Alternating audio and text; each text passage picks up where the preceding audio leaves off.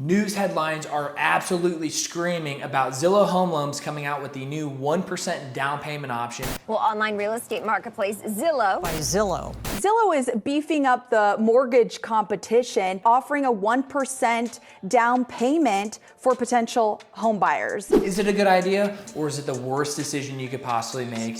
Let's find out.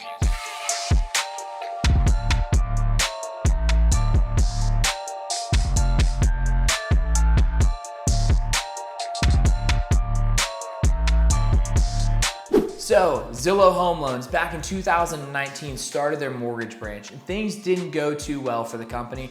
However, they just came out 5 days ago, or at the end of August in 2023, with a new 1% down payment option, and they're bringing things back because they stated that there's a housing affordability crisis and they want to help solve that problem. Now, is it a good idea to put 1% down on a house? There's pros, there are cons, and it's not good for everybody, but it may be perfect for the situation that you're in. Before I give you those, I want to tell you a little bit more about this program so you can decide whether or not it makes sense for you in your current situation. So how Zillow has it done is you put 1% down and they actually back up with 2% to be able to help you towards closing costs. And the whole goal of this is to shorten the amount of time it takes for you to be able to purchase a house, because saving for a down payment can take a long time. For them picking up those 2% compared to the 1%, your 1% based off an 80% median value range here in the Middle Georgia area of your salary, and you take 5% of your salary every single month. It takes about 11 months for you to be able to save up for a down payment, compared to if you didn't have help from Zillow, it could take about 2.5 years. So their thought process comes down to the fact that you're paying all this money for rent right now. Why don't we help the renters on our website actually get into homes, pay about the same amount as a mortgage, but they get to keep something instead of just giving it to the landlord. Because since the pandemic, rates have surged 31% here in America. 31%. And if you can afford to increase your rent by 31%, it makes sense to be able to put that same amount of money into a mortgage that you can pay towards principal that is money in your pocket. And not only that, because interest rates are high, the appreciation that you'll have in your home and that money that you're putting towards something that's yours is amazing if you buy in the right location and the affordability is worth it. On top of that, will the home actually appreciate? That's a conversation that we need to be able to have with one another, and it just depends on the area.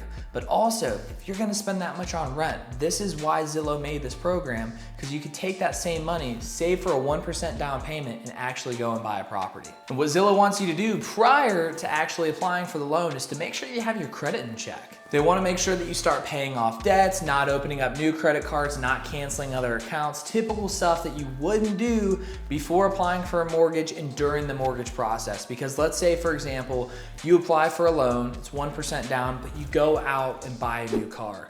Your debt to income ratio can completely get ruined, making you buying a house not a possibility after that point, depending on the credit situation. Because when you start with a home loan and they pre-approve you, it's based off of where your stuff is right now. So also what Zillow wants you to do is make sure that you have over a 640 credit score. Don't open up other accounts, don't close other accounts, and definitely don't mess around with buying large items with loans. But with all that being said, is it a good idea to be able to put 1% down, right? Because like a VA home loan, me personally, I put 0% down and I leveraged my VA home loan to be able to get into the house that I'm in now. However, my situation might be different from your situation.